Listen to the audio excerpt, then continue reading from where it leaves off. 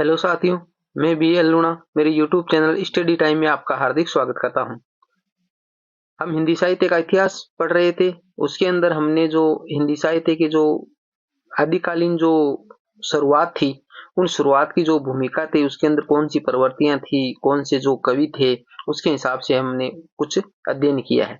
आज हम जो आदिकालीन प्रमुख प्रवृत्तियां हैं, उनके बारे में अध्ययन करेंगे। तो अगर आप मेरे चैनल पर पहली बार विजिट कर रहे हो तो आप मेरे चैनल को सब्सक्राइब कर ले, बेल आइकन को ऑल पे प्रेस कर ले, ताकि मेरे आने वाली हर वीडियो का नोटिफिकेशन आपको मिलता रहे। दूसरी बात करें कि मैंने जो मेरे जो चैनल है उसके ऊपर हिंदी व्याकरण से संबंधित संपूर्ण जो पाठ्यक्रम था वो उपलब्ध करवा दिया है, और उसके जो नोट्स है वो भी मैं आपको उपलब्ध करवा दूंगा व्हाट्सएप या टेलीग्राम के जरिए। तो आप मेरे चैनल से नियमित जुड़े रहे। और जो ये है, इसका भी आपको जो पीडीएफ है वो मैं टेलीग्राम या व्हाट्सएप पे उपलब्ध करवा दूंगा। यानी हिंदी साहित्य का जो इतिहास है उसके जो नोट्स है वो बहुत ही अच्छे क्वालिटी के नोट्स है। आपको एक बार ये पढ़ने के बाद में दूसरी गाइडें हैं वो नहीं पढ़नी पड़ेगी। अब बात करें हम इनकी प्रवृत्तियों की, तो आदिकालीन प्रमुख जो प्रवृत्तियां है वो है एक वीर गाथात्मकता, रासो साहित्य। यानी जो आदिकाल में रासो साहित्य लिखा गया, यानी परमाल रासो, विसल देव रासो, ये जो हमारे जो पृथ्वीराज रासो, ये जो सारे रासो है ये वीर रचना है। यानी इसके अंदर जो वीरता है वो भरी हुई है।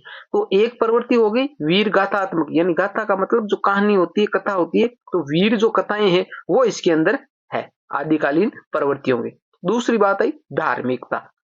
उस धार्मिकता के अंदर सिद्ध और जैन, जैन को जो राज साहित्य भी बोला जाता है, तो सिद्ध साहित्य और जैन साहित्य, ये है जो धार्मिक, जो इनके सिद्धों की और जो जैनियों की जो धार्मिक परंपराएं थी वो इसके अंदर लिखी गई। क्योंकि जो हमारा युग था, उस युग के अंदर जो आदिकालीन की बात कर रहा हूं मैं, आदिकाल के समय क्या हुआ कि जो हिंदू जो था, उन हिंदुओं की जो शासक थे वो धीरे धीरे पराजित हो रहे थे और हिंदू धर्म का पतन हो रहा था, और हमारे जो मुस्लिम धर्म है उसका उदय हो रहा था। तो उस टाइम में जो ये सिद्ध है, नाथ है, ये जो अलग अलग आए, तो इनकी जो धार्मिक प्रवृत्तियां है वो हमारे आदिकालीन साहित्य में देखने को मिलती है। फिर बात करें श्रृंगारिकता, तो विद्यापति की जो पदावली है आगे हम पढ़ेंगे, उस विद्यापति की पदावली में श्रृंगारिक जो भावना है, जो कृष्ण की जो रास लीलाएं, उनसे संबंधित रचनाएं भी हमारे को इसके अंदर आदिकालीन साहित्य में देखने को मिलती है। तो ये तीन प्रवृत्तियां हैं, वीर गाथात्मकता, धार्मिकता और श्रृंगारिकता।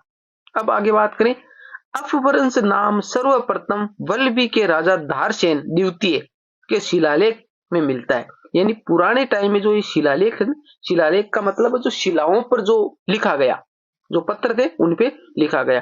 तो आदिकाल में क्या था कि आदिकाल के अंदर जब हमारे जो पेपर पेन की बात करें तो उस टाइम पेपर पेन नहीं थे, तो ज्यादातर जो साहित्य है वो शिलाओं पर लिखा गया। ठीक है, तो ये जो कह रहा है कि जो अपभ्रंश है, जिसको अलग अलग नाम अपभ्रंश, उत्तर अपभ्रंश, अवहट, पुरानी हिंदी, प्राकृताभास, ये सारे अपभ्रंश के नाम है। पर यह कह रहा है कि जो अपभ्रंश नाम है वो सर्वप्रथम जो वल्लभी का राजा था धारसेन द्वितीय, उसके शिलालेख पर मिला था। ये भी मोस्ट हो जाता है, ये लाइन मोस्ट वो है। आगे देखो,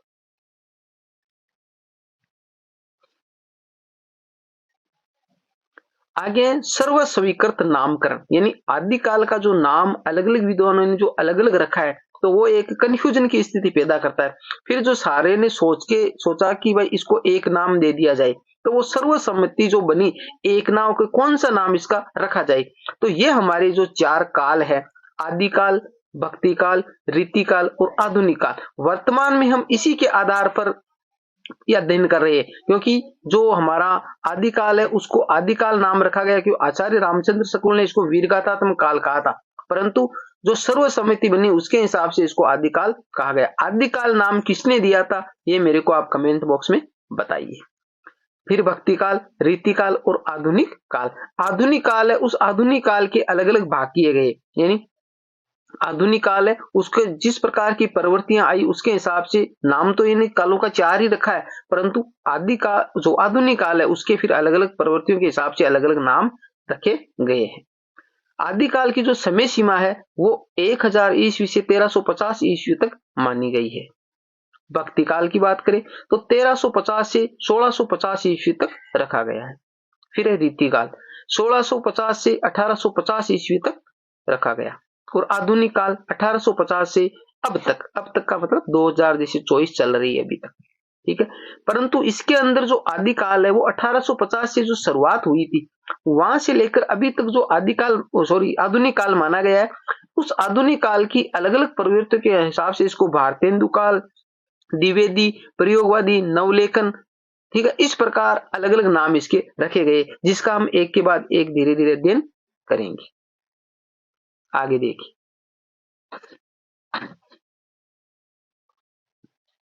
आगे हमारा आदिकाल में धार्मिक दृष्टिकोण से देखें तो सिद्ध संप्रदाय, नाथ संप्रदाय और जैन संप्रदाय। कहने का मतलब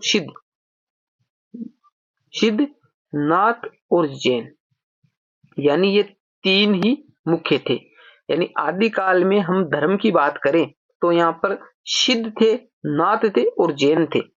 सिद्ध संप्रदाय, नाथ संप्रदाय और जैन संप्रदाय, इनसे संबंधित जो साधु संत थे उन्होंने जो धार्मिक साहित्य लिखा वो हमारे को देखने को मिलता है कौन से काल में? आदिकाल में। वज्रयानियों को ही सिद्ध कहा जाता है, यानी जो हमारे वज्रयानी थे उन वज्रयानियों को क्या कहा जाता है? उनको ही सिद्ध कहा जाता है। अब जो 1 मिनट देखिए, यहां इरेज करते हैं। हमारा जो बौद्ध धर्म था, कौन सा धर्म था? बौद्ध धर्म। अब उस बौद्ध धर्म के अंदर दो शाखाएं थी। एक तो हो गई थी हीनयान, एक तो क्या?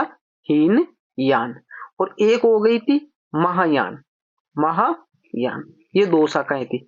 अब जो बौद्ध धर्म की हीनयान और महायान शाखा थी, इस महायान शाखा के भी दो रूप आए सामने हमारे।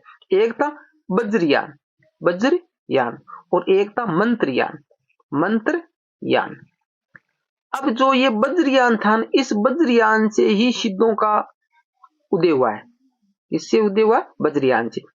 तो बौद्ध धर्म था हमारा, तो सिद्धों का संबंध बौद्ध धर्म से है। सिद्धों का संबंध किससे? बौद्ध धर्म से है, क्योंकि ये इसी से निकला है। बौद्ध धर्म से पहले हीनयान और महायान बने, फिर महायान की दो शाखाएं वज्रयान और मंत्रयान बनी, और इस वज्रयान से हमारे बौद्ध से वो सिद्ध निकलकर आए हैं। अब इसको मैं इरेज करता हूं।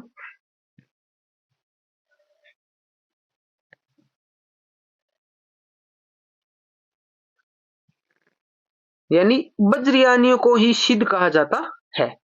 12वीं शताब्दी में सिद्धों से ही नाथों का युद्ध हुआ, यानी फिर सिद्ध है, उन सिद्ध से आगे नाथ निकल गए। तो सिद्ध और नाथ है, उनका संबंध बौद्धों से है, क्योंकि बौद्धों से ही आगे चलकर इसका उदय धीरे धीरे आगे हुआ है। तो ये 12वीं शताब्दी तक तो क्या थे? सिद्ध ही थे। फिर वहां से एक अलग पंथ बनाया जिसको हम नाथ पंथ बोलते हैं। ये नाथ पंथ फिर अलग हुआ 12वीं शताब्दी से। नाथ संप्रदाय के प्रवर्तक गोरखनाथ माने जाते हैं, यानी गोरखनाथ प्रथम जो प्रवर्तक है नाथ संप्रदाय के, वो हमारे गोरखनाथ है। इस काल में धर्म की भाषा प्रमुखतः अपभ्रंश थी, क्योंकि उस समय अपभ्रंश भाषा चल रही थी, तो धर्म के अंदर जो भाषा थी वो अपभ्रंश ही रखी गई, यानी अपभ्रंश में ही सारे साहित्य लिखे गए। आदिकालीन जैन साहित्य अपभ्रंश भाषा में लिखा गया, यानी जो हमारे धर्म की भाषा है वो क्या थी? अपभ्रंश थी। तो जो आदिकालीन है वो आदिकालीन साहित्य वो भी किसमें लिखा गया? वो भी अपभ्रंश में ही लिखा गया।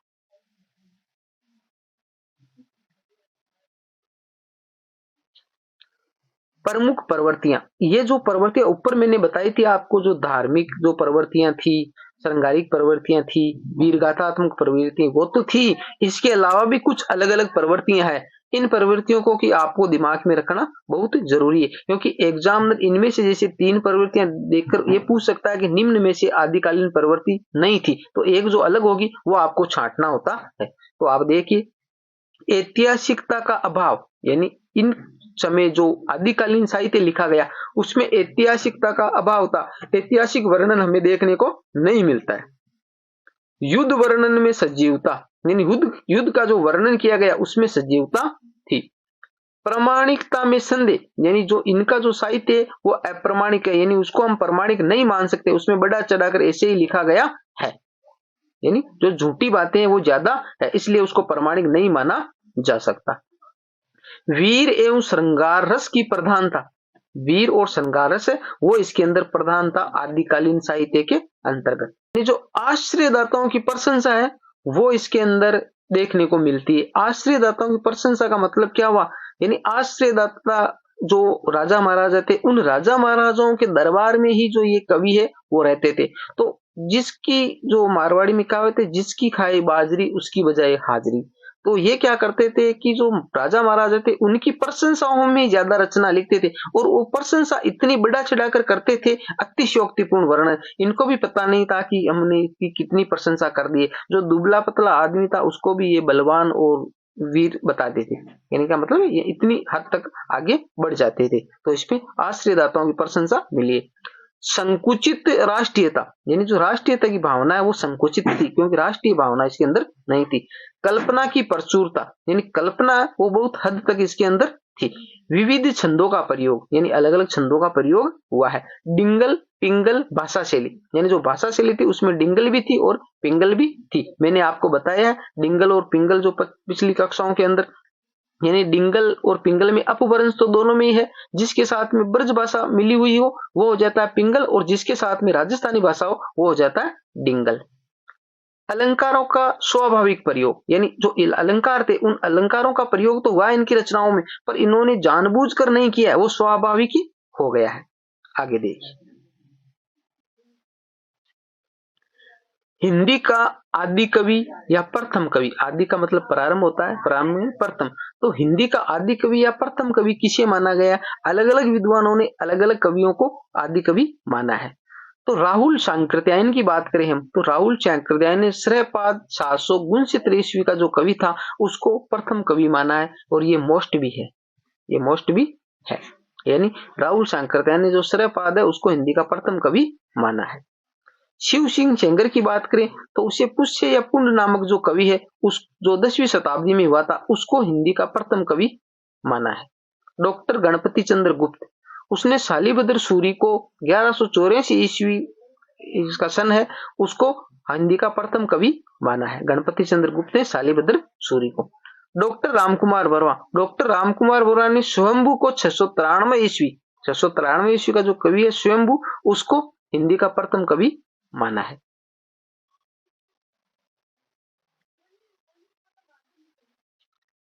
आचार्य हजारी प्रसाद द्विवेदी, आचार्य हजारी प्रसाद द्विवेदी ने अब्दुल रहमान को 13वीं शताब्दी में जो हुआ था उसको हिंदी का प्रथम कवि माना है। डॉक्टर वचन सिंह ने विद्यापति जो 15वीं शताब्दी में थे उनको हिंदी का प्रथम कवि माना है।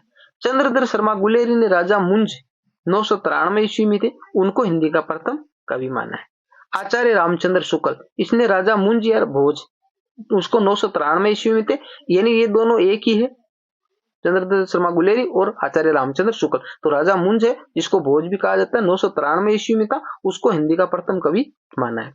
तो यहाँ पर मैंने जो 8 जो एक लिए विद्वान, इनके द्वारा जो माना गया हिंदी का प्रथम कवि है वो महत्वपूर्ण है। आप इनको 8 है इनको अच्छे से आपको दिमाग में रखना है, क्योंकि एग्जामिनर आपको इनमें से पूछता है कि भाई हिंदी का प्रथम कवि आचार्य रामचंद्र शुक्ल ने किसको माना था, तो राजा मुंज या राजा भोज, या आचार्य हजारी प्रसाद द्विवेदी ने हिंदी का प्रथम कवि किसे माना था, तो अब्दुल रहमान। अब आप और भी कवि है जिन्होंने अलग अलग को हिंदी का प्रथम कवि माना है, अलग अलग विद्वानों ने, परंतु ये जो 8 है ये महत्वपूर्ण है। अगर आप इन 8 को याद कर लेते हो तो जो दूसरे का अगर पूछता है एग्जामिनर तो आप इनके हिसाब से आपको पता होगा कि भाई हजारी प्रसाद द्विवेदी ने अब्दुल रहमान को माना, अगर ऑप्शन में वो होगा और हजारी प्रसाद द्विवेदी का आपको नहीं पूछा तो आप इसको कैंसिल कर सकते हो। वचन सिंह का विद्यापति है, अगर विद्यापति ऑप्शन में होने तो आप इसको कैंसिल करके ऑप्शन को आपको हटाते हो या आप वहां तक पहुंच जाते हो। अगर वो आपको याद नहीं है तो भी आप उस क्वेश्चन का आंसर दे सकते हो ऑप्शन को छांट कर। तो ये आपको अच्छे से दिमाग में रखना है। फिर है सर्वमान्य मत, यानी सर्वमान्य मत क्या था कि हिंदी का प्रथम कवि किसे माने, तो जो राहुल सांकृत्यायन ने स्वीकृत किया था श्रयपा या श्रयपाद, ये इसके 2 नाम है, राहुल भद्र भी एक इसका नाम है। तो जो राहुल सांकृत्यायन है ना उसने जो स्वीकृत किया था हिंदी का प्रथम कवि श्रयपा या श्रयपाद, तो ये श्रयपा या श्रयपाद है उसी को सर्वमान्य यानी सभी ने स्वीकार कर लिया कि हिंदी का प्रथम कवि यही है। तो ये अपने आप में ऐसे ही मोस्ट होता है, क्योंकि हिंदी का प्रथम कवि आपको पूछे हिंदी का प्रथम कवि कौन है तो श्रेपा या श्रेपाद है। सर्वमान्य मत से हिंदी का प्रथम कवि कौन सा? श्रेपा या श्रेपाद है। राहुल शांकृत्यायन के द्वारा माना गया हिंदी का प्रथम कवि श्रेपा या श्रेपाद है। तो ये क्वेश्चन अलग अलग तरीके से पूछा जा सकता है, आपको उसकी भाषा को समझना बहुत जरूरी है। यानी क्वेश्चन जो एग्जामिनर किस प्रकार आपसे पूछ रहा है वो आपको पकड़ना बहुत जरूरी हो जाता है। तो उसकी भाषा है वो आपको समझ में आनी चाहिए। एग्जामिनर आपको किसी तरीके से घुमा फिरा के क्वेश्चन पूछ सकता है।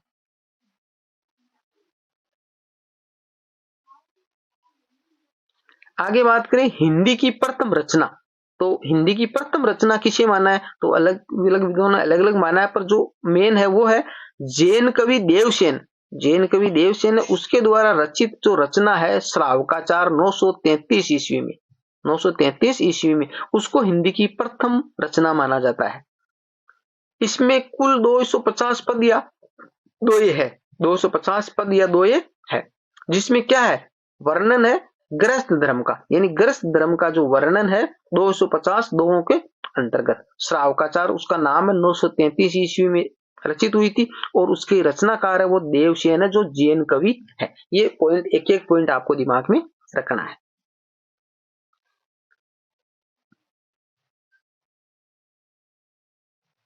फिर है आदिकालीन साहित्य का विभाजन, यानी जो आदिकाल में रचा गया जो साहित्य उसका अलग अलग प्रकार से विभाजन किया गया है। यानी हम जो पढ़ेंगे तो वो अलग अलग विभाजन है, वो क्या है? एक है रासो साहित्य, दूसरा रास साहित्य या जैन साहित्य। ये रास साहित्य और जैन साहित्य दोनों एक ही है।